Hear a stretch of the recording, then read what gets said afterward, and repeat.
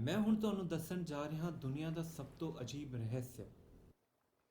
ਕੁਝ ਸਾਲ ਪਹਿਲਾਂ ਜਦੋਂ ਸਵਰਗੀ ਨੋਬਲ ਪੁਰਸਕਾਰ ਵਿਜੇਤਾ ਡਾਕਟਰ ਐਲਬਰਟ ਸਕਵਾਈਟਜ਼ਰ ਤੋਂ ਲੰਡਨ ਵਿੱਚ ਇੱਕ ਇੰਟਰਵਿਊ ਦੌਰਾਨ ਪੁੱਛਿਆ ਗਿਆ ਕਿ ਡਾਕਟਰ ਸਾਹਿਬ ਅੱਜ ਇਨਸਾਨ ਦੇ ਸਾਰੀਆਂ ਪਰੇਸ਼ਾਨੀਆਂ ਦਾ ਕਾਰਨ ਕੀ ਹੈ, ਤਾਂ ਸਵਰਗੀ ਡਾਕਟਰ ਥੋੜੀ ਦੇਰ ਤੱਕ ਖਾਮੋਸ਼ ਰਹੇ, ਪਰ ਫਿਰ ਉਹਨਾਂ ਨੇ ਆਖਿਆ ਕਿ ਅੱਜ ਕੱਲ੍ਹ ਇਨਸਾਨ ਸੋਚਦਾ ਹੀ ਨਹੀਂ।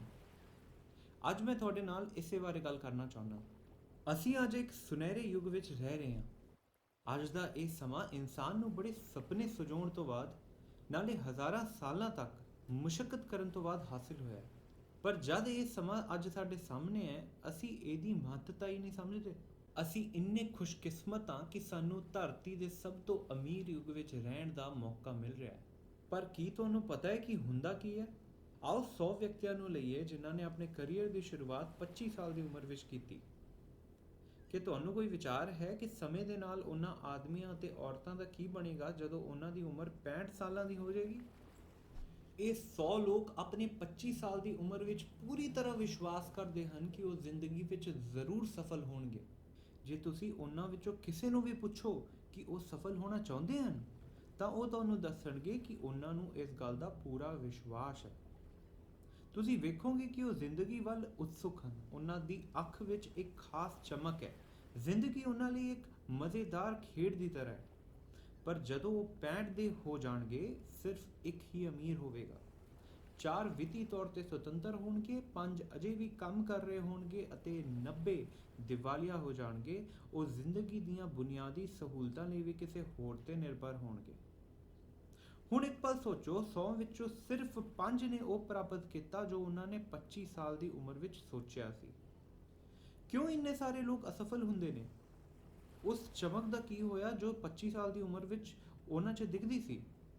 ਉਹਨਾਂ ਦੇ ਸੁਪਨੇ, ਉਹਨਾਂ ਦੀਆਂ ਉਮੀਦਾਂ, ਉਹਨਾਂ ਦੀਆਂ ਯੋਜਨਾਵਾਂ ਦਾ ਕੀ ਹੋਇਆ? ਉਹਨਾਂ ਲੋਕਾਂ ਦੇ ਇਰਾਦਿਆਂ ਦੇ ਵਿਚਕਾਰ ਇੰਨੀ ਵੱਡੀ ਅਸਮਾਨਤਾ ਕਿਉਂ ਹੈ? ਅਤੇ ਉਹਨਾਂ ਨੇ ਅਸਲ ਵਿੱਚ ਕੀਤਾ ਕੀ? ਜਦੋਂ ਅਸੀਂ ਕਹਿੰਦੇ ਹਾਂ ਕਿ ਸਿਰਫ 5% ਸਫਲਤਾ ਪ੍ਰਾਪਤ ਕਰਦੇ ਨੇ, ਤਾਂ ਸਾਨੂੰ ਸਫਲਤਾ ਨੂੰ ਪਰਿਭਾਸ਼ਿਤ ਵੀ ਕਰਨਾ ਚਾਹੀਦਾ ਹੈ। ਨਾਲੇ ਹੁਣ ਜੋ ਮੈਂ ਬੋਲਣ ਜਾ ਰਿਹਾ ਹਾਂ, ਉਹ ਮੇਰੇ ਹਿਸਾਬ ਨਾਲ ਸਫਲਤਾ ਦੀ ਸਭ ਤੋਂ ਸਹੀ ਪਰਿਭਾਸ਼ਾ ਹੈ। ਸਫਲਤਾ ਇੱਕ ਮਹਾਨ ਲਕਸ਼ ਨੂੰ ਸਪਸ਼ਟ ਤੌਰ ਤੇ ਪਰਿਭਾਸ਼ਿਤ ਕਰਕੇ ਉਸ ਵੱਲ ਕੰਮ ਕਰਨ ਨੂੰ ਕਹਿੰਦੇ ਹਨ। ਜੇ ਕੋਈ ਪਹਿਲਾਂ ਤੋਂ ਨਿਰਧਾਰਿਤ ਲਕਸ਼ ਵੱਲ ਕੰਮ ਕਰ ਰਿਹਾ ਹੈ ਅਤੇ ਜਾਣਦਾ ਹੈ ਕਿ ਉਹ ਕਿੱਥੇ ਜਾ ਰਿਹਾ ਹੈ, ਉਹ ਵਿਅਕਤੀ ਸਫਲ ਹੈ। ਜੇ ਉਹ ਅਜਿਹਾ ਨਹੀਂ ਕਰ ਰਿਹਾ ਤਾਂ ਉਹ ਅਸਫਲ ਹੈ।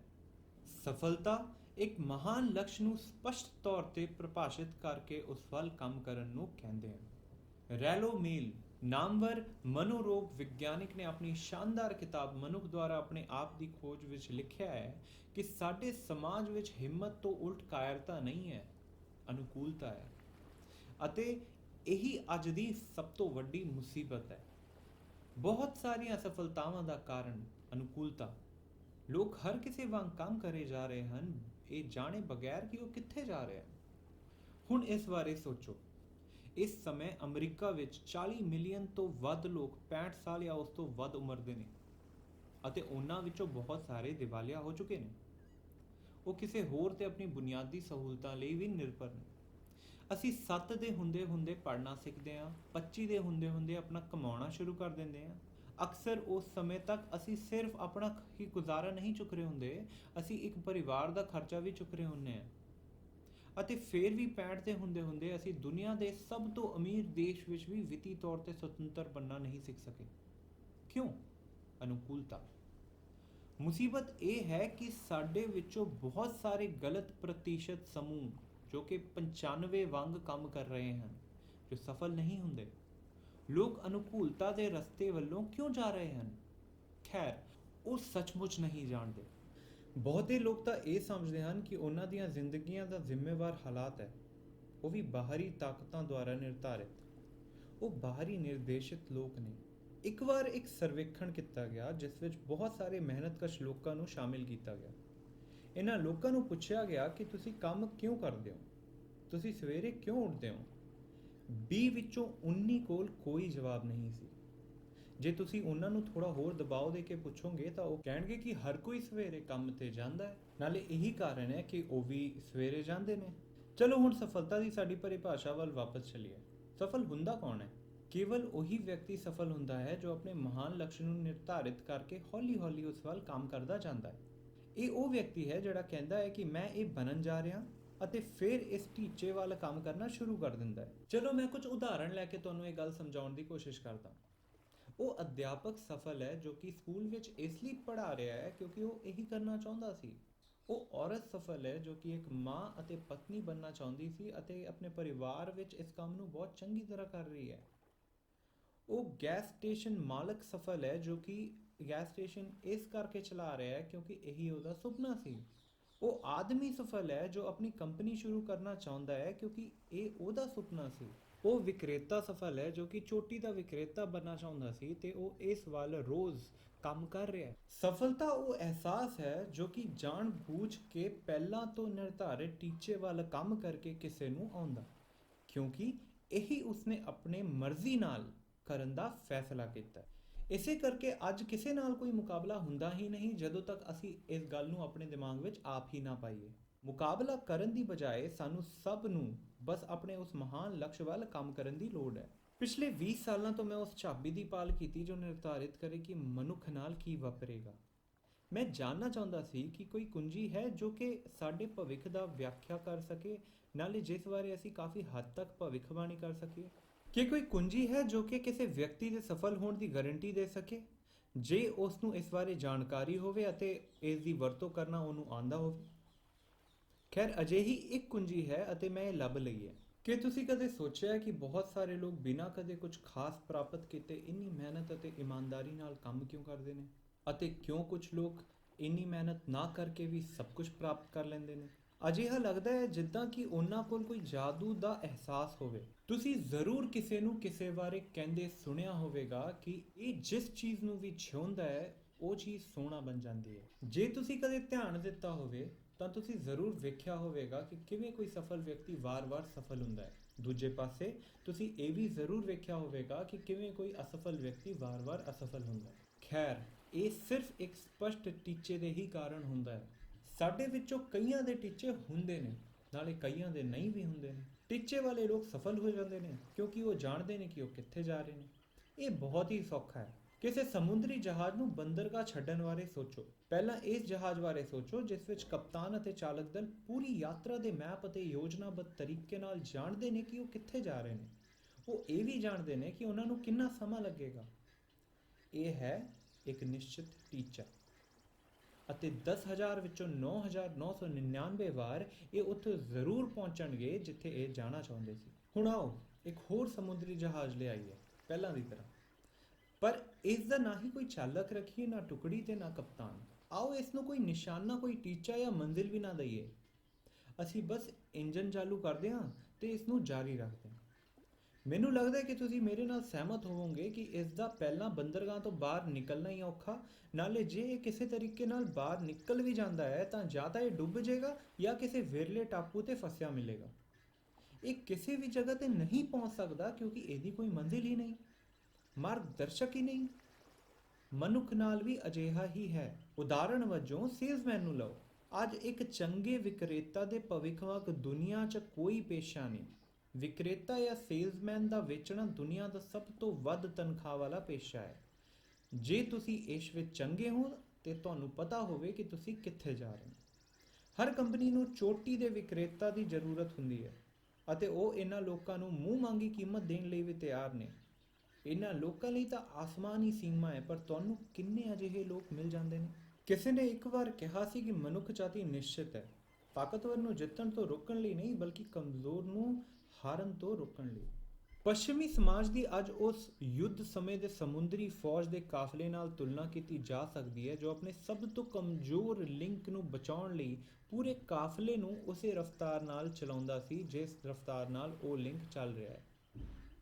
ਇਹੀ ਕਾਰਨ ਹੈ ਕਿ ਅੱਜ ਜ਼ਿੰਦਗੀ ਜਿਉਣਾ ਇੰਨਾ ਸੌਖਾ ਹੈ। ਅੱਜ ਆਪਣਾ ਅਤੇ ਆਪਣੇ ਪਰਿਵਾਰ ਦਾ ਢਿੱਡ ਪਾਲਣ ਵਿੱਚ ਕੋਈ ਖਾਸ ਦਿਮਾਗ ਨਹੀਂ ਲਾਣਾ ਪੈਂਦਾ। ਜੇ ਕੋਈ ਵਿਅਕਤੀ ਸਿਰਫ ਸੁਰੱਖਿਆ ਹੀ ਲੱਭ ਰਿਹਾ ਹੈ ਤਾਂ ਸਾਡੇ ਸਮਾਜ ਵਿੱਚ ਸੁਰੱਖਿਆ ਦੇ ਪਠਾੜ ਦੀ ਕੋਈ ਥੋੜ ਨਹੀਂ। ਹੁਣ ਇਹ ਸਾਨੂੰ ਵੇਖਣਾ ਹੈ ਕਿ ਅਸੀਂ ਇਸ ਪਠਾੜ ਤੋਂ ਕਿੰਨਾ ਉੱਪਰ ਉੱਠਣਾ ਚਾਹੁੰਦੇ ਹਾਂ। ਹੁਣ ਦੁਨੀਆ ਦੇ ਸਭ ਤੋਂ ਅਜੀਬ ਰਾਜ ਜਿਸ ਕਹਾਣੀ ਨੂੰ ਮੈਂ ਅੱਜ ਤੁਹਾਨੂੰ ਦੱਸਣਾ ਚਾਹੁੰਦਾ ਉਸ ਵਾਰ ਵਾਪਸ ਚੱਲਦੇ ਹਾਂ। ਟੀਚਿਆਂ ਵਾਲੇ ਜੀਵਨ ਵਿੱਚ ਸਫਲ ਕਿਉਂ ਹੁੰਦੇ ਨੇ ਅਤੇ ਉਸ ਤੋਂ ਬਿਨਾਂ ਉਹ ਅਸਫਲ ਕਿਉਂ ਹੁੰਦੇ ਨੇ। ਖੈਰ, ਮੈਂ ਤੁਹਾਨੂੰ ਕੁਝ ਦੱਸਣਾ ਚਾਹੁੰਦਾ ਇਹਨੂੰ ਸਮਝਾਉਣ ਲਈ। ਜੇਕਰ ਤੁਸੀਂ ਇਹਨੂੰ ਸੱਚਮੁੱਚ ਸਮਝਦੇ ਹੋ ਤਾਂ ਇਹ ਤੁਹਾਡੀ ਜ਼ਿੰਦਗੀ ਨੂੰ ਤੁਰੰਤ ਬਦਲ ਦੇਗਾ। ਜੋ ਗੱਲ ਮੈਂ ਕਰਨ ਜਾ ਰਿਹਾ ਉਸ ਨੂੰ ਜੇ ਤੁਸੀਂ ਪੂਰੀ ਤਰ੍ਹਾਂ ਸਮਝ ਲੈਂਦੇ ਹੋ ਤਾਂ ਤੁਹਾਡੀ ਜ਼ਿੰਦਗੀ ਕਦੇ ਇੱਕੋ ਜਿਹੀ ਨਹੀਂ ਰਹੇਗੀ। ਤੁਸੀਂ ਅਚਾਨਕ ਮਹਿਸੂਸ ਕਰੋਗੇ ਕਿ ਚੰਗੀ ਕਿਸਮਤ ਤੁਹਾਡੇ ਵੱਲ ਆਕਰਸ਼ਿਤ ਹੁੰਦੀ ਹੈ। ਜਿਹੜੀਆਂ ਚੀਜ਼ਾਂ ਤੁਸੀਂ ਚਾਹੁੰਦੇ ਹੋ ਉਹ ਲਾਈਨ ਵਿੱਚ ਆਉਂਦੀਆਂ ਨੇ ਤੁਹਾਡੇ ਕੋਲ, ਅਤੇ ਹੁਣ ਤੋਂ ਤੁਹਾਡੀ ਮੁਸ਼ਕਿਲਾਂ, ਚਿੰਤਾਵਾਂ ਅਤੇ ਸਮੱਸਿਆਵਾਂ ਨਹੀਂ ਹੋਣਗੀਆਂ। ਤੁਸੀਂ ਚਿੰਤਾ ਦੀ ਪਿਘਲਦੀ ਹੋਈ ਗੂੰਜ ਸੁਣੋਗੇ ਜੋ ਸ਼ਾਇਦ ਤੁਸੀਂ ਪਹਿਲਾਂ ਅਨੁਭਵ ਵੀ ਨਾ ਕੀਤੀ ਹੋਵੇ। ਸ਼ੱਕ ਅਤੇ ਡਰ ਹੁਣ ਬੀਤੇ ਦੀਆਂ ਗੱਲਾਂ ਹੋਣਗੀਆਂ। ਇਹ ਸਫਲਤਾ ਦੀ ਕੁੰਜੀ ਹੈ, ਨਾਲੇ ਅਸਫਲਤਾ ਦੀ ਕੁੰਜੀ ਵੀ।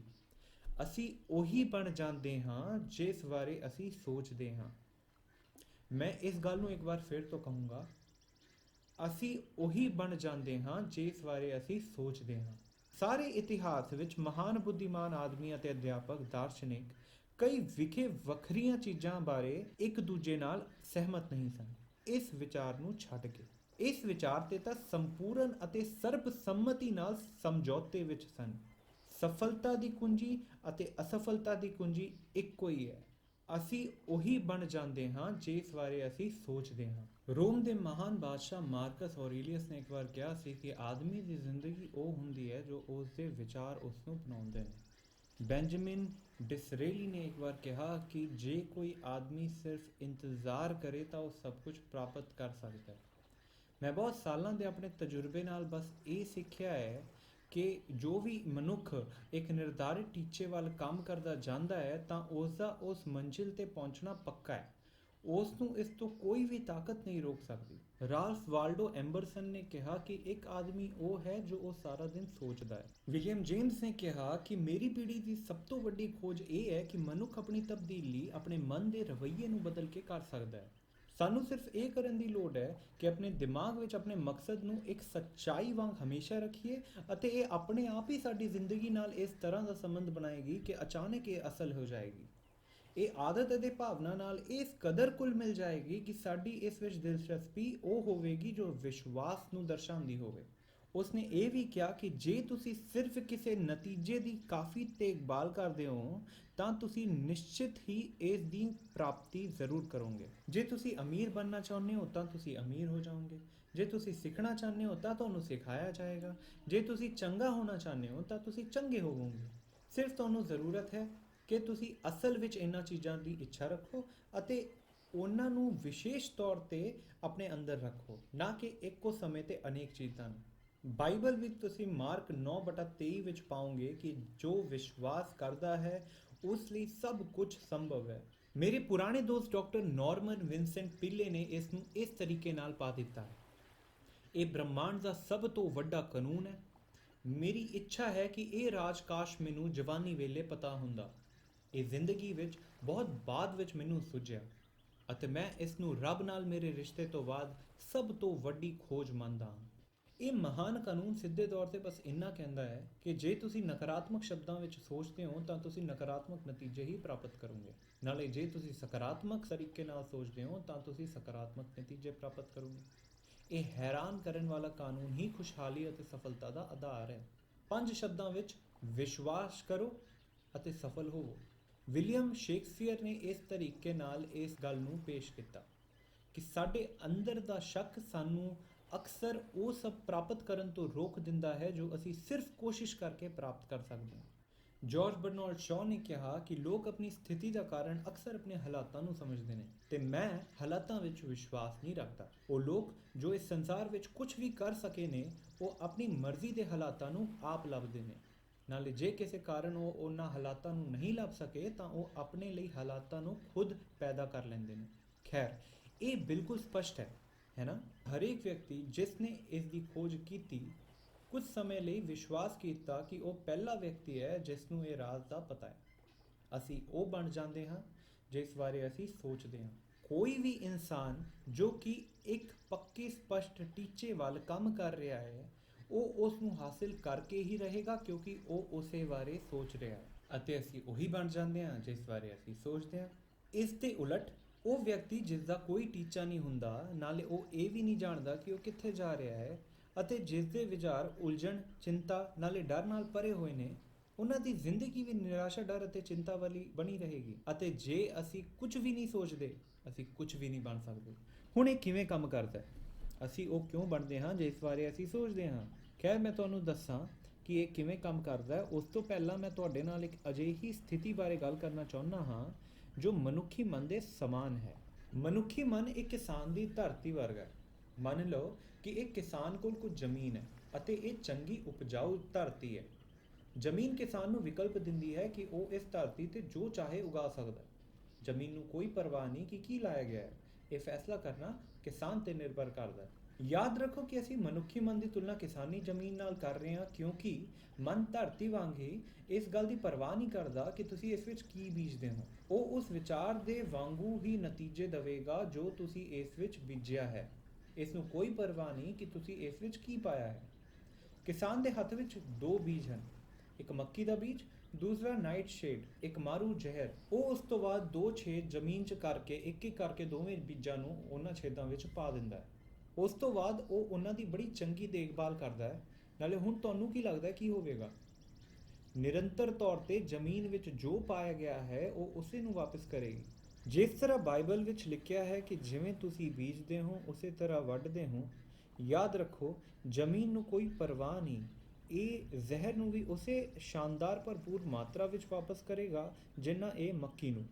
ਮਨੁੱਖੀ ਮਨ ਧਰਤੀ ਨਾਲੋਂ ਬਹੁਤ ਜ਼ਿਆਦਾ ਰਹੱਸਮਈ ਹੈ, ਪਰ ਇਹ ਉਸੇ ਤਰ੍ਹਾਂ ਕੰਮ ਕਰਦਾ ਹੈ। ਇਹ ਬਿਲਕੁਲ ਪਰਵਾਹ ਨਹੀਂ ਕਰਦਾ ਕਿ ਅਸੀਂ ਇਸ ਵਿੱਚ ਕੀ ਬੀਜਦੇ ਹਾਂ, ਸਫਲਤਾ ਜਾਂ ਅਸਫਲਤਾ, ਇੱਕ ਠੋਸ ਮਹੱਤਵਪੂਰਨ ਟੀਚਾ ਜਾਂ ਉਲਝਣ, ਗਲਤਫਹਿਮੀ, ਡਰ ਅਤੇ ਚਿੰਤਾ। ਮਨੁੱਖੀ ਮਨ ਧਰਤੀ ਦਾ ਅਖੀਰਲਾ ਮਹਾਨ ਅਣਜਾਣ ਮਹਾਂਦੀਪ ਹੈ। ਇਹ ਸਾਡੇ ਜੰਗਲੀ ਸੁਪਨਿਆਂ ਤੋਂ ਪਰੇ ਅਮੀਰ ਹੈ। ਇਸ ਲਈ ਇਸ ਵਿੱਚ ਅਸੀਂ ਜੋ ਵੀ ਲਗਾਉਂਦੇ ਹਾਂ ਇਹ ਉਸੇ ਚੀਜ਼ ਨੂੰ ਵਾਪਸ ਕਰੇਗਾ। ਹੁਣ ਤੁਸੀਂ ਇਹ ਪੁੱਛ ਸਕਦੇ ਹੋ ਕਿ ਜੇ ਇਹ ਗੱਲ ਸੱਚ ਹੈ ਤਾਂ ਵਧੇਰੇ ਲੋਕ ਆਪਣੇ ਮਨਾਂ ਨੂੰ ਕਿਉਂ ਨਹੀਂ ਵਰਤਦੇ? ਖੈਰ, ਮੈਂ ਸੋਚਦਾ ਹਾਂ ਕਿ ਲੋਕਾਂ ਨੇ ਸ਼ਾਇਦ ਇਸ ਗੱਲ ਦਾ ਵੀ ਜਵਾਬ ਲੱਭ ਲਿਆ। ਸਮੱਸਿਆ ਇਹ ਹੈ ਕਿ ਸਾਡਾ ਮਨ ਸਾਨੂੰ ਮੁਫਤ ਉਪਕਰਨਾਂ ਵਾਂਗੂ ਜਨਮ ਦੇ ਦੌਰਾਨ ਹੀ ਮਿਲ ਜਾਂਦਾ ਹੈ। ਨਾਲੇ ਜੋ ਚੀਜ਼ਾਂ ਸਾਨੂੰ ਮੁਫਤ ਵਿੱਚ ਮਿਲਦੀਆਂ ਨੇ ਉਹਨਾਂ ਦਾ ਅਸੀਂ ਮੁੱਲ ਨਹੀਂ ਕਰਦੇ, ਬਲਕਿ ਜਿਨ੍ਹਾਂ ਚੀਜ਼ਾਂ ਲਈ ਅਸੀਂ ਪੈਸੇ ਦਿੰਦੇ ਹਾਂ ਉਹਨਾਂ ਦਾ ਅਸੀਂ ਕਾਫੀ ਮੁੱਲ ਕਰਦੇ ਹਾਂ। ਪਰ ਅਸਲ ਵਿੱਚ ਬਿਲਕੁਲ ਉਲਟੀ ਸੱਚ ਹੈ। ਹਰ ਉਹ ਚੀਜ਼ ਜੋ ਜ਼ਿੰਦਗੀ ਦੇ ਅਸਲ ਅੱਖਰਾਂ ਵਿੱਚ ਮਹੱਤਵਪੂਰਨ ਹੈ ਉਹ ਸਾਨੂੰ ਮੁਫਤ ਵਿੱਚ ਹੀ ਮਿਲੀ ਹੈ। ਸਾਡਾ ਮਨ, ਸਾਡੀਆਂ ਰੂਹਾਂ, ਸਾਡਾ ਸਰੀਰ, ਸਾਡੀਆਂ ਉਮੀਦਾਂ, ਸਾਡੇ ਸੁਪਨੇ, ਸਾਡੇ ਇੱਛਾਵਾਂ, ਸਾਡੀ ਬੁੱਧੀ, ਪਰਿਵਾਰ, ਬੱਚੇ, ਦੋਸਤ ਅਤੇ ਦੇਸ਼ ਦਾ ਪਿਆਰ, ਇਹ ਸਾਰੀਆਂ ਅਨਮੋਲ ਚੀਜ਼ਾਂ ਮੁਫਤ ਨੇ। ਪਰ ਉਹ ਚੀਜ਼ਾਂ ਜਿਹੜੀਆਂ ਅਸੀਂ ਪੈਸੇ ਦੇ ਕੇ ਲੈਂਦੇ ਹਾਂ ਉਹ ਕਦੇ ਵੀ ਬਦਲੀਆਂ ਜਾ ਸਕਦੀਆਂ ਨੇ। ਇੱਕ ਚੰਗਾ ਆਦਮੀ ਪੂਰੀ ਤਰ੍ਹਾਂ ਮਿਟ ਸਕਦਾ ਹੈ, ਨਾਲੇ ਵਾਪਸ ਆਪਣੀ ਕਿਸਮਤ ਬਣਾ ਸਕਦਾ ਹੈ। ਉਹ ਅਜਿਹਾ ਕਈ ਵਾਰ ਕਰ ਸਕਦਾ ਹੈ। ਜੇ ਉਹਦਾ ਘਰ ਵੀ ਅੱਗ ਵਿੱਚ ਆ ਕੇ ਸੜ ਗਿਆ, ਉਹ ਘਰ ਵਾਪਸ ਵੀ ਬਣਾ ਸਕਦਾ ਹੈ। ਪਰ ਚੀਜ਼ਾਂ ਜੋ ਸਾਨੂੰ ਮੁਫਤ ਵਿੱਚ ਮਿਲੀਆਂ ਨੇ, ਅਸੀਂ ਉਹਨਾਂ ਨੂੰ ਨਹੀਂ ਬਦਲ ਸਕਦੇ। ਮਨੁੱਖੀ ਮਨ ਇਸ ਲਈ ਇੰਨਾ ਘੱਟ ਵਰਤਿਆ ਗਿਆ ਹੈ ਕਿਉਂਕਿ ਅਸੀਂ ਇਹਨੂੰ ਮਹੱਤਵਪੂਰਨ ਨਹੀਂ ਮੰਨਦੇ।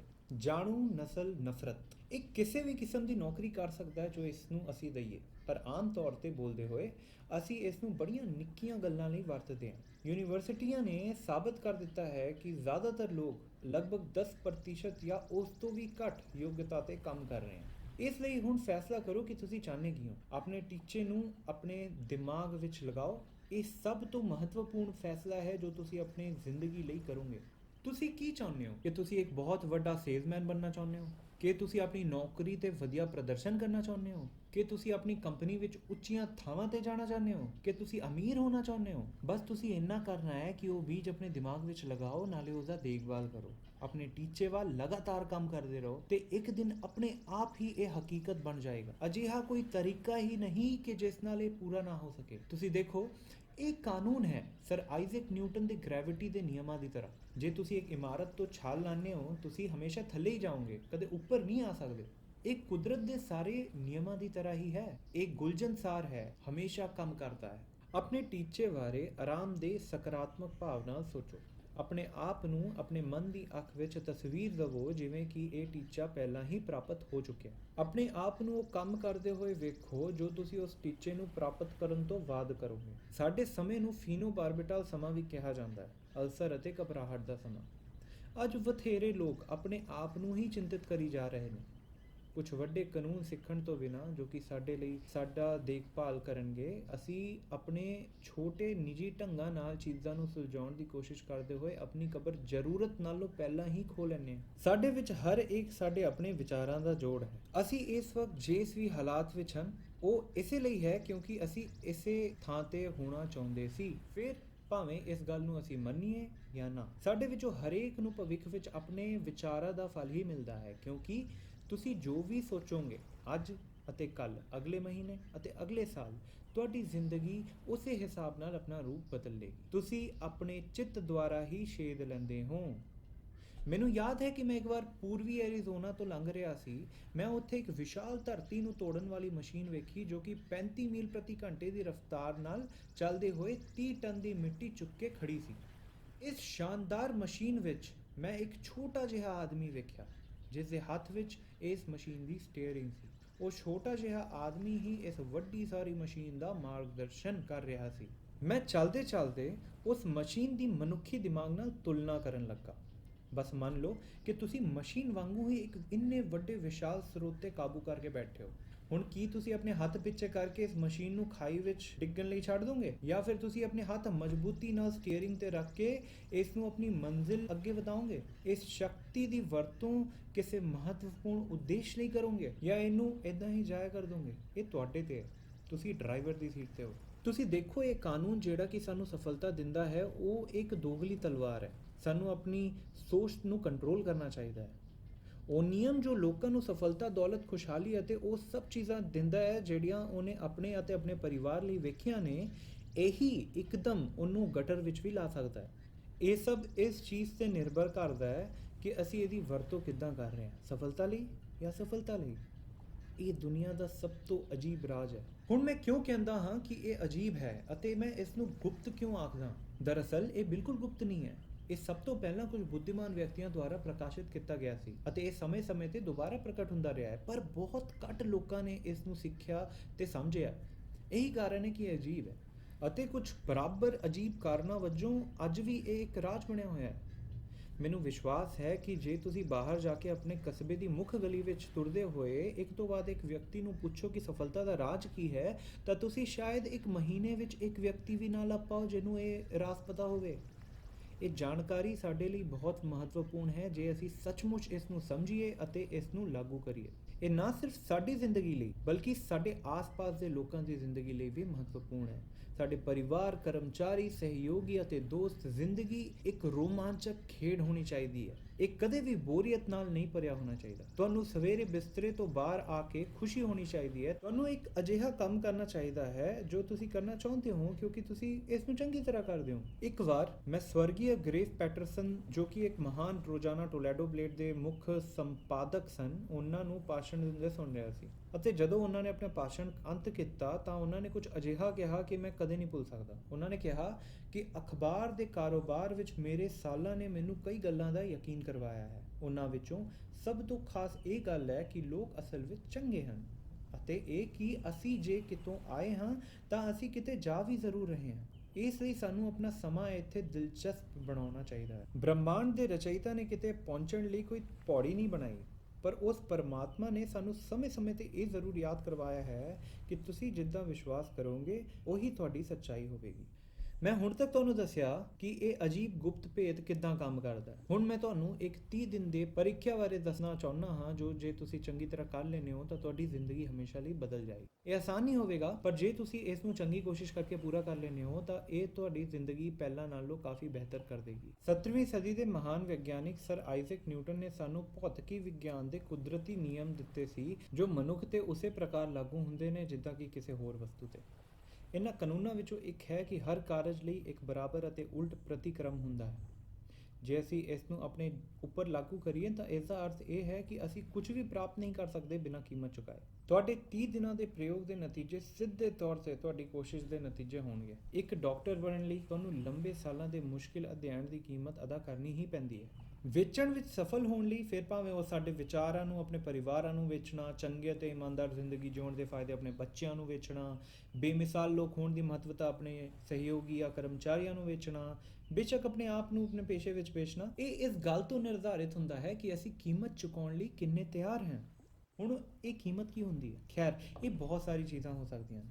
ਪਹਿਲਾ, ਇਹ ਭਾਵਨਾਤਮਕ ਅਤੇ ਬੌਧਿਕ ਤੌਰ ਤੇ ਇਹ ਸਮਝਣਾ ਕਿ ਅਸੀਂ ਉਹੀ ਬਣਦੇ ਹਾਂ ਜੋ ਅਸੀਂ ਸੋਚਦੇ ਹਾਂ। ਸਾਨੂੰ ਆਪਣੇ ਵਿਚਾਰਾਂ ਨੂੰ ਨਿਯੰਤਰਣ ਕਰਕੇ ਰੱਖਣਾ ਚਾਹੀਦਾ ਹੈ ਜੇ ਅਸੀਂ ਸਾਡੀ ਜ਼ਿੰਦਗੀ ਨੂੰ ਨਿਯੰਤਰਣ ਕਰਨਾ ਚਾਹੁੰਦੇ ਹਾਂ। ਇਸ ਗੱਲ ਨੂੰ ਪੂਰੀ ਤਰ੍ਹਾਂ ਸਮਝਣਾ ਪਏਗਾ ਕਿ ਜਿਵੇਂ ਤੁਸੀਂ ਬੀਜੋਗੇ ਉਸੇ ਤਰ੍ਹਾਂ ਵੱਢੋਗੇ। ਦੂਜਾ, ਸਾਨੂੰ ਮਨ ਵਿੱਚੋਂ ਸਾਰੀਆਂ ਸ਼ੰਕਾਵਾਂ ਨੂੰ ਦੂਰ ਕਰਨਾ ਹੈ ਅਤੇ ਇਹ ਸੋਚ ਕੇ ਕੰਮ ਕਰਨਾ ਹੈ ਕਿ ਇਹੀ ਕੰਮ ਸਾਡੇ ਲਈ ਪਰਮਾਤਮਾ ਰਾਹੀਂ ਨਿਰਧਾਰਿਤ ਹੈ। ਇਸ ਗੱਲ ਦਾ ਵਿਸ਼ਵਾਸ ਕਰਨਾ ਹੋਏਗਾ ਕਿ ਸਾਡੀਆਂ ਸਾਰੀਆਂ ਧਾਰਨਾਵਾਂ ਸਾਡੀਆਂ ਖੁਦ ਦੀਆਂ ਹੀ ਬਣਾਈਆਂ ਹੋਈਆਂ ਨੇ। ਸਾਨੂੰ ਸਾਰੀਆਂ ਧਾਰਨਾਵਾਂ ਤੇ ਪੱਖਪਾਤ ਤੋਂ ਉੱਪਰ ਉੱਠਣਾ ਪਏਗਾ। ਤੇ ਤੀਜਾ, ਆਪਣੇ ਸਮੱਸਿਆਵਾਂ ਨੂੰ ਹੱਲ ਕਰਨ ਲਈ ਇੱਕ ਸਕਾਰਾਤਮਕ ਸੋਚ ਨਾਲ ਹਿੰਮਤ ਨਾਲ ਮੁਕਾਬਲਾ ਕਰਨਾ ਪਏਗਾ। ਨਾਲੇ ਆਪਣੇ ਲਈ ਇੱਕ ਨਿਸ਼ਚਿਤ ਅਤੇ ਸਪਸ਼ਟ ਤੌਰ ਤੇ ਪ੍ਰਕਾਸ਼ਿਤ ਕੀਤਾ ਹੋਇਆ ਟੀਚਾ ਨਿਰਧਾਰਿਤ ਕਰਨਾ ਪਏਗਾ, ਜਿਸ ਦੇ ਲਈ ਸਾਨੂੰ ਆਪਣੇ ਸ਼ਾਨਦਾਰ ਦਿਮਾਗ ਨੂੰ ਹਰ ਕੋਣ ਤੋਂ ਆਪਣੇ ਟੀਚੇ ਬਾਰੇ ਸੋਚਣ ਦੀ ਆਜ਼ਾਦੀ ਦੇਣੀ ਪਏਗੀ। ਇਹ ਮੰਨਣ ਤੋਂ ਇਨਕਾਰ ਕਰਨਾ ਪਏਗਾ ਕਿ ਕੋਈ ਵੀ ਸਮੱਸਿਆ ਸਾਨੂੰ ਆਪਣੇ ਉਦੇਸ਼ ਪ੍ਰਾਪਤੀ ਵਿਖੇ ਹਰਾ ਸਕਦੀ ਹੈ। ਜਦੋਂ ਤੁਹਾਡਾ ਰਸਤਾ ਤੁਹਾਡੇ ਟੀਚੇ ਵੱਲ ਸਿੱਧਾ ਜਾਂਦਾ ਹੈ ਤਾਂ ਤੁਹਾਨੂੰ ਪੂਰੀ ਤਿਆਰੀ ਨਾਲ ਉਸ ਰਸਤੇ ਅੱਗੇ ਵਧਣਾ ਹੋਏਗਾ। ਤੁਹਾਨੂੰ ਇਹ ਹਮੇਸ਼ਾ ਸਮਝਣਾ ਹੋਏਗਾ ਕਿ ਤੁਹਾਡੇ ਅਤੇ ਤੁਹਾਡੇ ਟੀਚੇ ਵਿੱਚ ਬਸ ਤੁਸੀਂ ਹੀ ਖੜੇ ਹੋ। ਅਤੇ ਚੌਥਾ, ਤੁਹਾਡੇ ਦੁਆਰਾ ਕਮਾਏ ਗਏ ਹਰੇਕ ਰੁਪਏ ਦਾ ਘੱਟੋ ਘੱਟ 10% ਜ਼ਰੂਰ ਬਚਾਓ। ਇਹ ਵੀ ਯਾਦ ਰੱਖੋ ਕਿ ਤੁਹਾਡੇ ਮੌਜੂਦਾ ਨੌਕਰੀ ਭਾਵੇਂ ਕੋਈ ਵੀ ਹੋਵੇ, ਜੇ ਤੁਸੀਂ ਕੀਮਤ ਦਾ ਭੁਗਤਾਨ ਕਰਨ ਲਈ ਤਿਆਰ ਹੋ ਤਾਂ ਇਸ ਵਿੱਚ ਸੰਭਾਵਨਾ ਦੀ ਕੋਈ ਥੋੜ ਨਹੀਂ। ਚਲੋ ਇੱਕ ਵਾਰ ਅਸੀਂ ਉਹਨਾਂ ਸਾਰਿਆਂ ਪਹਿਲੂਆਂ ਨੂੰ ਦੁਬਾਰਾ ਦੇਖ ਲਈਏ ਜਿਹੜੇ ਕਿ ਇੱਕ ਖੂਬਸੂਰਤ ਜ਼ਿੰਦਗੀ ਜਿਉਣ ਲਈ ਮਹੱਤਵਪੂਰਨ ਨੇ। 1. ਯਾਦ ਰੱਖੋ ਕਿ ਤੁਸੀਂ ਉਹੀ ਬਣੋਗੇ ਜਿਸ ਬਾਰੇ ਤੁਸੀਂ ਸੋਚਦੇ ਹੋ। 2. ਕਲਪਨਾ ਸ਼ਬਦ ਨੂੰ ਯਾਦ ਕਰੋ ਅਤੇ ਆਪਣੇ ਮਨ ਨੂੰ ਆਜ਼ਾਦੀ ਨਾਲ ਉੜਨ ਦਿਓ। 3. ਹੌਸਲਾ, ਹਰ ਦਿਨ ਆਪਣੇ ਟੀਚੇ ਤੇ ਧਿਆਨ ਲਗਾਓ। 4. ਬਚਾਓ, ਜੋ ਤੁਸੀਂ ਕਮਾਓ ਉਸ ਦਾ 10% ਜ਼ਰੂਰ ਬਚਾਓ। 5. ਐਕਸ਼ਨ, ਵਿਚਾਰ ਬੇਕਾਰ ਹਨ ਜਦੋਂ ਤੱਕ ਅਸੀਂ ਉਹਨਾਂ ਤੇ ਕੰਮ ਨਹੀਂ ਕਰਦੇ। ਹੁਣ ਮੈਂ 30 ਦਿਨਾਂ ਦੀ ਪ੍ਰੀਖਿਆ ਦਾ ਰੂਪਰੇਖਾ ਤੁਹਾਨੂੰ ਦੇਣ ਜਾ ਰਿਹਾ ਹਾਂ, ਇਸ ਉਮੀਦ ਨਾਲ ਕਿ ਤੁਸੀਂ ਇਹਨਾਂ ਨੂੰ ਯਾਦ ਰੱਖਦੇ ਹੋਏ ਇਹਨਾਂ ਤੇ ਐਕਸ਼ਨ ਲਵੋਗੇ। ਯਾਦ ਰੱਖੋ, ਇਹ ਪ੍ਰੀਖਿਆ ਨੂੰ ਕਰਕੇ ਤੁਹਾਡੇ ਕੋਲ ਗਵਾਉਣ ਲਈ ਕੁਝ ਨਹੀਂ ਹੈ ਅਤੇ ਪਾਉਣ ਲਈ ਹਰ ਉਹ ਚੀਜ਼ ਹੈ ਜੋ ਤੁਸੀਂ ਹਾਸਲ ਕਰਨਾ ਚਾਹੁੰਦੇ ਹੋ। ਇੱਥੇ 2 ਚੀਜ਼ਾਂ ਹਨ ਜੋ ਹਰੇਕ ਬਾਰੇ ਕਹੀਆਂ ਜਾ ਸਕਦੀਆਂ ਨੇ। ਸਾਡੇ ਵਿੱਚੋਂ ਹਰ ਕੋਈ ਕੁਝ ਚਾਹੁੰਦਾ ਹੈ ਅਤੇ ਸਾਡੇ ਵਿੱਚੋਂ ਹਰ ਕੋਈ ਕਿਸੇ ਚੀਜ਼ ਤੋਂ ਡਰਦਾ ਹੈ। ਅਗਲੇ 30 ਦਿਨਾਂ ਲਈ ਹਰ ਦਿਨ ਇਹਨਾਂ ਕੰਮਾਂ ਦਾ ਪਾਲਨ ਕਰੋ ਜਦੋਂ ਤੱਕ ਤੁਹਾਨੂੰ ਆਪਣੇ ਟੀਚੇ ਦੀ ਪ੍ਰਾਪਤੀ ਨਾ ਹੋ ਜਾਏ। ਪਹਿਲਾ, ਮੈਂ ਚਾਹੁੰਦਾ ਹਾਂ ਕਿ ਤੁਸੀਂ ਕਿਸੇ ਕਾਰਡ ਤੇ ਲਿਖੋ ਕਿ ਉਹ ਕੀ ਹੈ ਜੋ ਤੁਸੀਂ ਕਿਸੇ ਵੀ ਚੀਜ਼ ਨਾਲੋਂ ਜ਼ਿਆਦਾ ਚਾਹੁੰਦੇ ਹੋ। ਇਹ ਵਧੇਰਾ ਪੈਸਾ ਹੋ ਸਕਦਾ ਹੈ, ਸ਼ਾਇਦ ਤੁਸੀਂ ਆਪਣੀ ਆਮਦਨੀ ਨੂੰ ਦੁੱਗਣਾ ਕਰਨਾ ਚਾਹੁੰਦੇ ਹੋ, ਜਾਂ ਤੁਸੀਂ ਕੋਈ ਖਾਸ ਰਕਮ ਬਣਾਉਣਾ ਚਾਹੁੰਦੇ ਹੋ। ਇਹ ਤੁਹਾਡੀ ਨੌਕਰੀ ਵਿੱਚ ਸਫਲਤਾ ਹੋ ਸਕਦੀ ਹੈ, ਇਹ ਜ਼ਿੰਦਗੀ ਵਿੱਚ ਇੱਕ ਵਿਸ਼ੇਸ਼ ਸਥਿਤੀ ਹੋ ਸਕਦੀ ਹੈ, ਇਹ ਇੱਕ ਸੁਮੇਲ ਪਰਿਵਾਰ ਹੋ ਸਕਦਾ ਹੈ। ਸਾਡੇ ਵਿੱਚੋਂ ਹਰ ਕੋਈ ਕੁਝ ਚਾਹੁੰਦਾ ਹੈ। ਤੁਹਾਨੂੰ ਆਪਣੇ ਕਾਰਡ ਤੇ ਬਸ ਇਹ ਲਿਖਣਾ ਹੈ ਕਿ ਤੁਸੀਂ ਕੀ ਚਾਹੁੰਦੇ ਹੋ। ਇਹ ਸੁਨਿਸ਼ਚਿਤ ਕਰੋ ਕਿ ਇਹ ਇੱਕੋ ਟੀਚਾ ਹੈ ਅਤੇ ਸਪਸ਼ਟ ਤੌਰ ਤੇ ਪ੍ਰਭਾਸ਼ਿਤ ਹੈ। ਤੁਹਾਨੂੰ ਕਿਸੇ ਨੂੰ ਵੀ ਇਹ ਦਿਖਾਉਣ ਦੀ ਲੋੜ ਨਹੀਂ, ਕਿਉਂਕਿ ਅਕਸਰ ਅਜਿਹਾ ਨਾ ਕਰਨਾ ਵਧੀਆ ਹੁੰਦਾ ਹੈ। ਉਹ ਕਾਰਡ ਆਪਣੇ ਨਾਲ ਰੱਖੋ ਤੇ ਜਦੋਂ ਵੀ ਮੌਕਾ ਮਿਲੇ ਦਿਨੇ ਤਾਂ ਉਹਨੂੰ ਕਈ ਵਾਰ ਦੇਖੋ। ਹਰ ਸਵੇਰੇ ਆਪਣੇ ਟੀਚੇ ਬਾਰੇ ਸੁਖੀ ਅਤੇ ਸਕਾਰਾਤਮਕ ਢੰਗ ਨਾਲ ਸੋਚੋ। ਜਦੋਂ ਤੁਸੀਂ ਉੱਠਦੇ ਹੋ ਤੁਰੰਤ ਤੁਹਾਡੇ ਕੋਲ ਇੱਕ ਪ੍ਰੇਰਣਾ ਹੋਵੇਗੀ ਬਿਸਤਰੇ ਤੋਂ ਬਾਹਰ ਆਉਣ ਲਈ। ਆਪਣੇ ਕਾਰਡ ਨੂੰ ਹਰ ਮੌਕੇ ਤੇ ਵਾਰ-ਵਾਰ ਵੇਖੋ, ਦਿਨ ਅਤੇ ਰਾਤ ਨੂੰ ਸੌਣ ਤੋਂ ਪਹਿਲਾਂ, ਜਿਵੇਂ ਕਿ ਤੁਸੀਂ ਇਸ ਨੂੰ ਵੇਖਦੇ ਹੀ ਯਾਦ ਕਰੋ ਕਿ ਤੁਸੀਂ ਉਹੀ ਬਣਦੇ ਹੋ ਜੋ ਤੁਸੀਂ ਸੋਚਦੇ ਹੋ। ਤੇ ਕਿਉਂਕਿ ਤੁਸੀਂ ਵਾਰ-ਵਾਰ ਆਪਣੇ ਟੀਚੇ ਬਾਰੇ ਸੋਚ ਰਹੇ ਹੋ, ਤੁਹਾਨੂੰ ਅਹਿਸਾਸ ਹੋ ਜਾਵੇਗਾ ਕਿ ਇਹ ਟੀਚਾ ਜਲਦ ਹੀ ਤੁਹਾਡੇ ਜੀਵਨ ਦੀ ਸੱਚਾਈ ਹੋਏਗਾ। ਅਸਲ ਵਿੱਚ ਇਹ ਉਸੇ ਵਕਤ ਤੁਹਾਡਾ ਹੋ ਗਿਆ ਸੀ ਜਿਸ ਪਲ ਤੁਸੀਂ ਇਸ ਨੂੰ ਲਿਖਿਆ ਅਤੇ ਇਸ ਬਾਰੇ ਸੋਚਣਾ ਸ਼ੁਰੂ ਕਰ ਦਿੱਤਾ। ਆਪਣੇ ਆਲੇ ਦੁਆਲੇ ਦੀ ਬਹੁਤਾਤ ਨੂੰ ਵੇਖੋ। ਤੁਹਾਡੇ ਕੋਲ ਇਸ ਬਹੁਤਾਤ ਦਾ ਉਨਾ ਹੀ ਅਧਿਕਾਰ ਹੈ ਜਿੰਨਾ ਕਿਸੇ ਵੀ ਜੀਵਿਤ ਪ੍ਰਾਣੀ ਦਾ ਬਸ ਪੁੱਛਣ ਦੀ ਥੋੜ ਹੈ। ਹੁਣ ਅਸੀਂ ਮੁਸ਼ਕਿਲ ਵਾਲੇ ਹਿੱਸੇ ਵਿੱਚ ਆਉਂਦੇ ਹਾਂ। ਮੁਸ਼ਕਿਲ ਕਿਉਂਕਿ ਤੁਹਾਨੂੰ ਉਸ ਚੀਜ਼ ਦਾ ਗਠਨ ਕਰਨਾ ਹੈ ਜੋ ਸ਼ਾਇਦ ਇੱਕ ਬਿਲਕੁਲ ਹੀ ਨਈ ਆਦਤ ਹੈ। ਨਵੀਆਂ ਆਦਤਾਂ ਆਸਾਨ ਨਹੀਂ ਹੁੰਦੀਆਂ ਬਣਾਉਣੀਆਂ, ਹਾਲਾਂਕਿ ਇੱਕ ਵਾਰ ਜੇ ਬਣ ਜਾਣ ਤਾਂ ਉਹ ਸਾਰੀ ਉਮਰ ਲਈ ਤੁਹਾਡੇ ਮਗਰ ਆਉਣਗੀਆਂ। ਦੂਜਾ, ਇਹ ਸੋਚਣਾ ਛੱਡੋ ਕਿ ਤੁਹਾਨੂੰ ਕਿਸ ਗੱਲ ਦਾ ਡਰ ਹੈ। ਹਰ ਵਾਰ ਜਦੋਂ ਤੁਹਾਡੇ ਮਨ ਵਿੱਚ ਕੋਈ ਨਕਾਰਾਤਮਕ ਵਿਚਾਰ ਆਉਂਦਾ ਹੈ, ਇਸ ਨੂੰ ਆਪਣੇ ਸਕਾਰਾਤਮਕ ਅਤੇ ਮਹੱਤਵਪੂਰਨ ਟੀਚੇ ਦੀ ਮਾਨਸਿਕ ਤਸਵੀਰ ਨਾਲ ਬਦਲੋ ਅਤੇ ਬਹੁਤ ਵਾਰੀ ਅਜਿਹਾ ਸਮਾਂ ਆਵੇਗਾ ਜਦੋਂ ਤੁਸੀਂ ਹਾਰ ਮੰਨਣਾ ਪਸੰਦ ਕਰੋਗੇ। ਮਨੁੱਖ ਲਈ ਸਕਾਰਾਤਮਕ ਨਾਲੋਂ ਨਕਾਰਾਤਮਕ ਸੋਚਣਾ ਆਸਾਨ ਹੈ। ਯਾਦ ਰੱਖੋ, ਸਿਰਫ 5% ਸਫਲ ਹਨ ਤੇ ਤੁਹਾਨੂੰ ਆਪਣੇ ਆਪ ਨੂੰ ਉਸ ਸਮੂਹ ਵਿੱਚ ਸ਼ਾਮਿਲ ਕਰਨ ਲਈ ਹੁਣੇ ਤੋਂ ਸ਼ੁਰੂਆਤ ਕਰਨੀ ਚਾਹੀਦੀ ਹੈ। 30 ਦਿਨਾਂ ਲਈ ਤੁਹਾਨੂੰ ਆਪਣੇ ਮਨ ਨੂੰ ਨਿਯੰਤਰਣ ਕਰਨਾ ਚਾਹੀਦਾ ਹੈ। ਇਹ ਸਿਰਫ ਉਸੇ ਬਾਰੇ ਸੋਚੇਗਾ ਜਿਸ ਬਾਰੇ ਤੁਸੀਂ ਇਸ ਨੂੰ ਸੋਚਣ ਦੀ ਆਗਿਆ ਦਿਓਗੇ। ਇਸ 30 ਦਿਨਾਂ ਦੇ ਟੈਸਟ ਲਈ ਹਰ ਦਿਨ ਜਿੰਨਾ ਤੁਸੀਂ ਕਰਨਾ ਹੈ ਉਸ ਤੋਂ ਵੱਧ ਕਰੋ। ਖੁਸ਼ਹਾਲ ਸਕਾਰਾਤਮਕ ਨਜ਼ਰੀਏ ਨੂੰ ਬਿਹਤਰ ਬਣਾਉਣ ਦੇ ਨਾਲ-ਨਾਲ ਆਪਣੇ ਆਪ ਨੂੰ ਇੰਨਾ ਹੋਰ ਦਿਓ ਜਿੰਨਾ ਤੁਸੀਂ ਪਹਿਲਾਂ ਕਦੇ ਵੀ ਨਾ ਦਿੱਤਾ ਹੋਵੇ। ਇਹ ਜਾਣਦੇ ਰਹੋ ਕਿ ਤੁਹਾਡੀ ਜ਼ਿੰਦਗੀ ਜਿੰਨਾ ਤੁਸੀਂ ਦਿੰਦੇ ਹੋ ਉਸੇ ਦੇ ਸਿੱਧੇ ਅਨੁਪਾਤ ਵਿੱਚ ਹੋਣੀ ਚਾਹੀਦੀ ਹੈ। ਜਿਸ ਵਕਤ ਤੁਸੀਂ ਇੱਕ ਟੀਚੇ ਬਾਰੇ ਕੰਮ ਕਰਨ ਦਾ ਫੈਸਲਾ ਲਿਆ ਹੈ ਉਸੇ ਵਕਤ ਤੁਸੀਂ ਇੱਕ ਸਫਲ ਵਿਅਕਤੀ ਹੋ ਗਏ ਹੋ। ਫਿਰ ਤੁਸੀਂ ਉਸ ਕੁਝ ਦੁਰਲਭ ਅਤੇ ਸਫਲ ਸ਼੍ਰੇਣੀ ਦੇ ਲੋਕਾਂ ਵਿੱਚ ਹੋ ਗਏ ਹੋ ਜੋ ਕਿ ਇਹ ਜਾਣਦੇ ਨੇ ਕਿ ਉਹ ਕਿੱਥੇ ਜਾ ਰਹੇ ਨੇ। ਹਰੇਕ 100 ਵਿਅਕਤੀਆਂ ਵਿੱਚੋਂ ਤੁਸੀਂ ਚੋਟੀ ਦੇ 5 ਨਾਲ ਸੰਬੰਧ ਰੱਖਦੇ ਹੋ। ਇਸ ਗੱਲ ਦੀ ਬਹੁਤ ਚਿੰਤਾ ਨਾ ਕਰੋ ਕਿ ਤੁਸੀਂ ਆਪਣਾ ਟੀਚਾ ਕਿਵੇਂ ਪ੍ਰਾਪਤ ਕਰ ਰਹੇ ਹੋ। ਇਹ ਆਪਣੇ ਆਪ ਤੋਂ ਇੱਕ ਵੱਡੀ ਸ਼ਕਤੀ ਉੱਪਰ ਹੀ ਪੂਰੀ ਤਰ੍ਹਾਂ ਛੱਡ ਦਿਓ। ਤੁਹਾਨੂੰ ਬਸ ਇੰਨਾ ਪਤਾ ਹੋਣਾ ਚਾਹੀਦਾ ਹੈ ਕਿ ਤੁਸੀਂ ਕਿੱਥੇ ਜਾ ਰਹੇ ਹੋ ਤੇ ਜਵਾਬ ਤੁਹਾਡੇ ਸਾਹਮਣੇ ਆਪਣੇ ਆਪ ਸਹੀ ਸਮੇਂ ਅਨੁਸਾਰ ਆਏਗਾ। ਸ਼ੈਰਮਨ ਔਨ ਦ ਮਾਊਂਟ ਦੇ ਇਹ ਸ਼ਬਦ ਯਾਦ ਰੱਖੋ ਅਤੇ ਇਹਨਾਂ ਨੂੰ ਆਪਣੇ 30 ਦਿਨ ਦੇ ਟੈਸਟ ਦੌਰਾਨ ਲਗਾਤਾਰ ਆਪਣੇ ਸਾਹਮਣੇ ਰੱਖੋ। ਪੁੱਛੋ ਅਤੇ ਇਹ ਤੁਹਾਨੂੰ ਦਿੱਤਾ ਜਾਏਗਾ। ਭਾਲੋ ਅਤੇ ਤੁਸੀਂ ਲੱਭੋਗੇ। ਖੜਕਾਓ ਅਤੇ ਇਹ ਤੁਹਾਡੇ ਲਈ ਖੋਲ੍ਹਿਆ ਜਾਏਗਾ। ਹਰੇਕ ਜੋ ਮੰਗਦਾ ਹੈ ਉਹੀ ਪਾਉਂਦਾ ਹੈ। ਇਹ ਉਨਾ ਹੀ ਸ਼ਾਨਦਾਰ ਹੈ ਜਿੰਨਾ ਕਿ ਸੌਖਾ ਹੈ। ਅਸਲ ਵਿੱਚ ਇਹ ਇੰਨਾ ਸੌਖਾ ਹੈ ਕਿ ਇਸ ਗੁੰਝੇਲਦਾਰ ਦੁਨੀਆ ਵਿੱਚ ਇਸ ਤੇ ਯਕੀਨ ਕਰਨਾ ਹੀ ਔਖਾ ਹੈ। ਬਸ ਸਾਨੂੰ ਇੰਨਾ ਸਮਝਣਾ ਹੈ ਕਿ ਸਾਡਾ ਸਿਰਫ ਇੱਕੋ ਹੀ ਉਦੇਸ਼ ਹੈ, ਬਸ ਵਿਸ਼ਵਾਸ ਕਰਨਾ।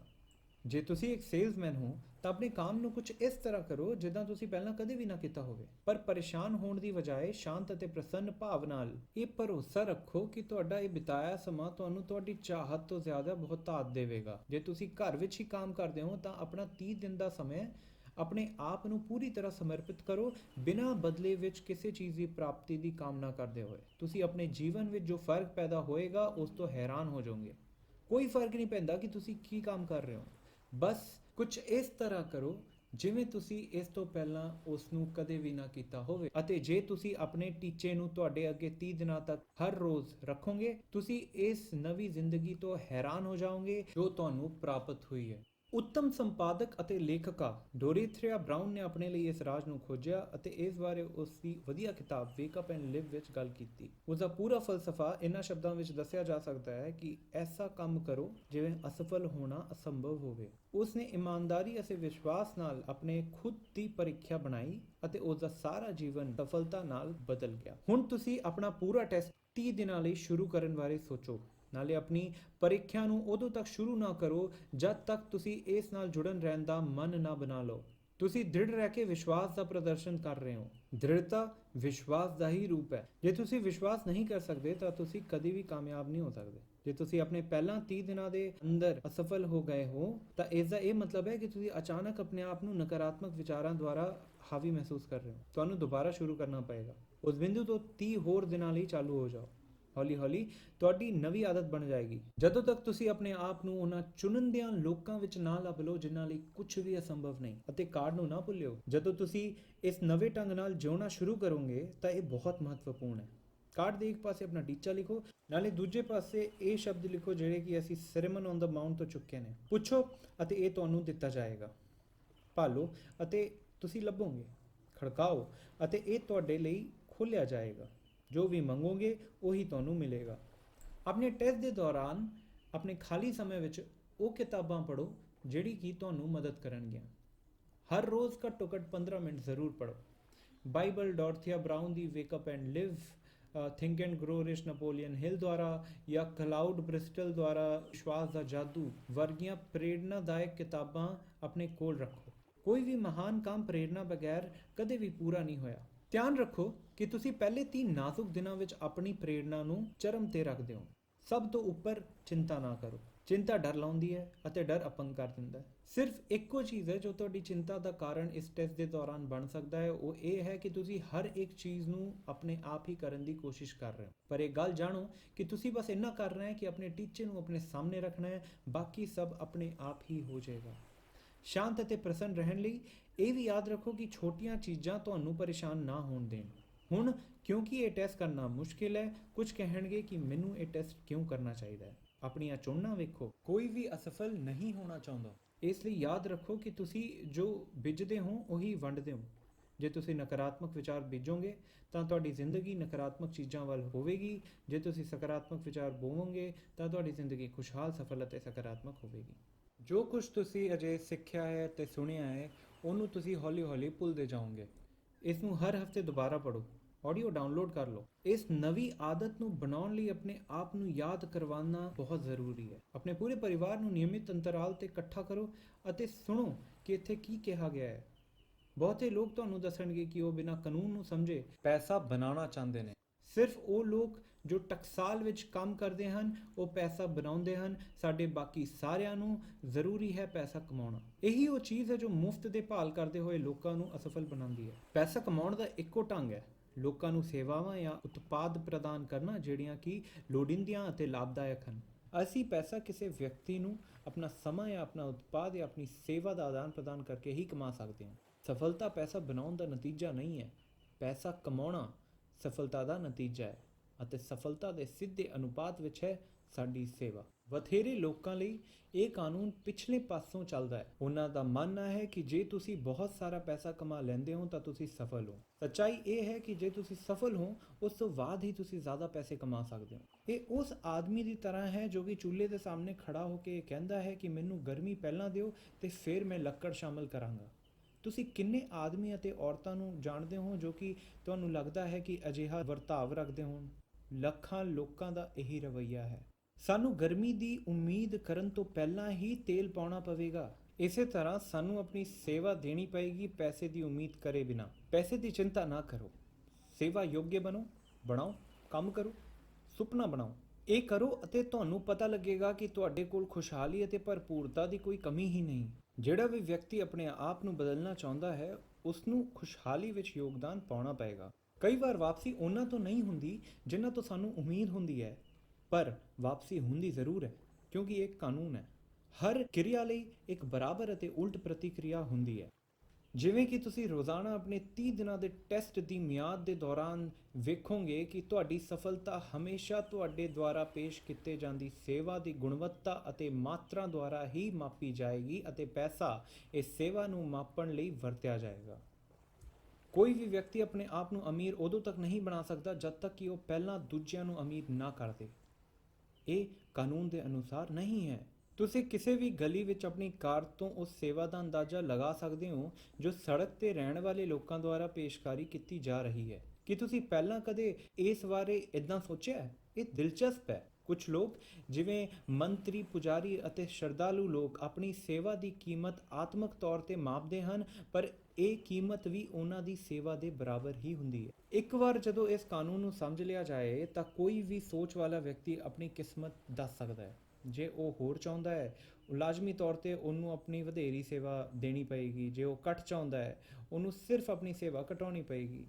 ਇਹ ਉਹ ਉਮੀਦ ਹੈ ਜੋ ਉਸ ਨੂੰ ਉਸ ਲਈ ਅਦਾ ਕਰਨੀ ਪੈਂਦੀ ਹੈ ਜੋ ਉਹ ਚਾਹੁੰਦਾ ਹੈ। ਜੇ ਤੁਹਾਨੂੰ ਵਿਸ਼ਵਾਸ ਹੈ ਕਿ ਤੁਸੀਂ ਦੂਜਿਆਂ ਨੂੰ ਭਰਮਾ ਕੇ ਆਪਣੇ ਆਪ ਨੂੰ ਅਮੀਰ ਬਣਾ ਸਕਦੇ ਹੋ ਤਾਂ ਤੁਸੀਂ ਸਿਰਫ ਆਪਣੇ ਆਪ ਲਈ ਕੁਝ ਹੋਰ ਸਮਾਂ ਲੈ ਰਹੇ ਹੋ, ਪਰ ਤੁਹਾਡਾ ਖਤਮ ਹੋਣਾ ਪੱਕਾ ਹੈ। ਕਦੇ ਸੋਚਣ ਦੀ ਗਲਤੀ ਵੀ ਨਾ ਕਰਿਓ ਕਿ ਤੁਸੀਂ ਇਸ ਨੂੰ ਰੋਕ ਸਕਦੇ ਹੋ। ਇਹ ਅਸੰਭਵ ਹੈ। ਜੇਲ੍ਹਾਂ ਅਤੇ ਗਲੀਆਂ ਜਿਹੜੀਆਂ ਇਕੱਲੇ ਤੁਰਨ ਵਾਲੇ ਲੋਕਾਂ ਨਾਲ ਭਰੀਆਂ ਹੋਈਆਂ ਨੇ, ਉਹਨਾਂ ਸਾਰਿਆਂ ਨੇ ਆਪਣੇ ਲਈ ਇੱਕ ਨਵੇਂ ਕਾਨੂੰਨ ਬਣਾਉਣ ਦੀ ਕੋਸ਼ਿਸ਼ ਕੀਤੀ ਸੀ। ਅਸੀਂ ਇਨਸਾਨ ਦੇ ਬਣਾਏ ਕਾਨੂੰਨਾਂ ਤੋਂ ਤਾਂ ਕਦੇ-ਕਦੇ ਬਚ ਵੀ ਸਕਦੇ ਹਾਂ, ਪਰ ਇੱਥੇ ਹੋਰ ਵੱਡੇ ਕਾਨੂੰਨ ਹਨ ਜੋ ਤੋੜੇ ਨਹੀਂ ਜਾ ਸਕਦੇ। ਇੱਕ ਵਧੀਆ ਮੈਡੀਕਲ ਡਾਕਟਰ ਨੇ ਹਾਲ ਹੀ ਵਿੱਚ 6 ਕਦਮ ਇਹੋ ਜਿਹੇ ਦੱਸੇ ਜਿਹੜੇ ਕਿ ਸਫਲਤਾ ਦਾ ਅਹਿਸਾਸ ਕਰਨ ਵਿੱਚ ਤੁਹਾਡੀ ਮਦਦ ਕਰਨਗੇ। ਆਪਣੇ ਆਪ ਲਈ ਇੱਕ ਨਿਸ਼ਚਿਤ ਟੀਚਾ ਨਿਰਧਾਰਿਤ ਕਰੋ। ਦੂਜਾ, ਆਪਣੇ ਆਪ ਨੂੰ ਹੇਠਾਂ ਚਲਾਉਣਾ ਛੱਡੋ। ਤੀਜਾ, ਉਹਨਾਂ ਸਾਰਿਆਂ ਕਾਰਨਾਂ ਬਾਰੇ ਨਾ ਸੋਚੋ ਜੋ ਕਿ ਤੁਹਾਨੂੰ ਦੱਸਣ ਕਿ ਤੁਸੀਂ ਸਫਲ ਨਹੀਂ ਹੋ ਸਕਦੇ, ਬਲਕਿ ਉਹਨਾਂ ਦੀ ਥਾਂ ਉਹਨਾਂ ਕਾਰਨਾਂ ਬਾਰੇ ਸੋਚੋ ਜੋ ਕਿ ਤੁਹਾਨੂੰ ਸਫਲ ਹੋਣ ਲਈ ਪ੍ਰੇਰਿਤ ਕਰਦੇ ਨੇ। ਚੌਥਾ, ਜੇ ਤੁਹਾਡੇ ਮਨ ਵਿੱਚ ਕੋਈ ਨਕਾਰਾਤਮਕ ਖਿਆਲ ਬਾਰ-ਬਾਰ ਆ ਰਿਹਾ ਹੈ ਤਾਂ ਆਪਣੇ ਬਚਪਨ ਵਿੱਚ ਆਪਣੇ ਰਵੱਈਏ ਦਾ ਪਤਾ ਲਗਾਓ ਅਤੇ ਇਹ ਪਤਾ ਲਗਾਓ ਕਿ ਤੁਹਾਨੂੰ ਪਹਿਲੀ ਵਾਰ ਇਹ ਵਿਚਾਰ ਕਿਉਂ ਆਇਆ। ਪੰਜਵਾਂ, ਤੁਸੀਂ ਜੋ ਵਿਅਕਤੀ ਬਣਨਾ ਚਾਹੁੰਦੇ ਹੋ ਉਸ ਦਾ ਇੱਕ ਵੇਰਵਾ ਲਿਖ ਕੇ ਆਪਣੇ ਆਪ ਦਾ ਚਿੱਤਰ ਬਦਲੋ। ਛਠਾ, ਸਫਲ ਵਿਅਕਤੀ ਬਣਨ ਲਈ ਤੁਸੀਂ ਉਹਨਾਂ ਵਾਂਗੂ ਹੀ ਕੰਮ ਕਰਨਾ ਸ਼ੁਰੂ ਕਰੋ। ਇਹਨਾਂ ਸ਼ਬਦਾਂ ਨੂੰ ਲਿਖਣ ਵਾਲੇ ਇੱਕ ਪ੍ਰਸਿੱਧ ਪੱਛਮੀ ਤੱਟ ਦੇ ਮਨੋਵਿਗਿਆਨਕ ਡਾਕਟਰ ਡੇਵਿਡ ਹੈਰਲਡ ਫਿੰਕ ਨੇ। ਇਤਿਹਾਸ ਦੀ ਸ਼ੁਰੂਆਤ ਤੋਂ ਬਾਅਦ ਦੇ ਮਾਹਰਾਂ ਨੇ ਤੁਹਾਨੂੰ ਜੋ ਕਰਨ ਲਈ ਕਿਹਾ ਹੈ ਉਸ ਨੂੰ ਯਾਦ ਰੱਖੋ। ਉਹ ਵਿਅਕਤੀ ਬਣ ਕੇ ਕੀਮਤ ਦਾ ਭੁਗਤਾਨ ਕਰੋ ਜੋ ਤੁਸੀਂ ਬਣਨਾ ਚਾਹੁੰਦੇ ਹੋ। ਇਹ ਅਸਫਲ ਰਹਿਣ ਦੇ ਮੁਕਾਬਲੇ ਇੰਨਾ ਮੁਸ਼ਕਿਲ ਨਹੀਂ ਹੈ। ਇਸ ਨੂੰ 30 ਦਿਨ ਦਾ ਟੈਸਟ ਲਓ, ਫਿਰ ਇਸ ਨੂੰ ਦੁਹਰਾਓ ਤੇ ਫਿਰ ਦੁਬਾਰਾ ਦੁਹਰਾਓ। ਹਰ ਵਾਰ ਇਹ ਤੁਹਾਡਾ ਇੱਕ ਹਿੱਸਾ ਬਣੀ ਜਾਏਗਾ ਜਦੋਂ ਤੱਕ ਤੁਸੀਂ ਹੈਰਾਨ ਨਾ ਹੋ ਜਾਓ ਕਿ ਤੁਸੀਂ ਅਜੇ ਤੱਕ ਕਿਸੇ ਹੋਰ ਤਰੀਕੇ ਨਾਲ ਕਿੱਦਾਂ ਜੀ ਰਹੇ ਸੀ। ਇਸ ਨਵੇਂ ਢੰਗ ਨਾਲ ਜੀਣ ਦੀ ਕੋਸ਼ਿਸ਼ ਕਰੋ ਤੇ ਤੁਹਾਡੀ ਕਿਸਮਤ ਹਮੇਸ਼ਾ ਲਈ ਖੁੱਲ ਜਾਏਗੀ। ਪੈਸਾ? ਹਾਂ, ਤੁਹਾਡੀ ਉਮੀਦ ਤੋਂ ਕਿਤੇ ਜ਼ਿਆਦਾ। ਪਰ ਸਭ ਤੋਂ ਮਹੱਤਵਪੂਰਨ ਗੱਲ ਇਹ ਹੈ ਕਿ ਤੁਹਾਨੂੰ ਸ਼ਾਂਤੀ ਮਿਲੇਗੀ। ਤੁਸੀਂ ਉਹ ਸ਼ਾਨਦਾਰ ਚੁਣੇ ਹੋਏ ਲੋਕਾਂ ਵਿੱਚ ਹੋਵੋਗੇ ਜੋ ਸ਼ਾਂਤ, ਖੁਸ਼ਹਾਲ, ਸਫਲ ਜ਼ਿੰਦਗੀ ਜੀ ਰਹੇ ਹਨ। ਅੱਜ ਹੀ ਸ਼ੁਰੂ ਕਰੋ। ਤੁਹਾਡੇ ਕੋਲ ਗਵਾਉਣ ਲਈ ਕੁਝ ਵੀ ਨਹੀਂ ਹੈ, ਪਰ ਤੁਹਾਡੇ ਕੋਲ ਜਿੱਤਣ ਲਈ ਇੱਕ ਸਾਰੀ ਉਮਰ ਹੈ। ਮੇਰਾ ਨਾਮ अर्ल नाइटिंगेल ਹੈ। ਤੁਹਾਡਾ ਬਹੁਤ ਬਹੁਤ ਧੰਨਵਾਦ।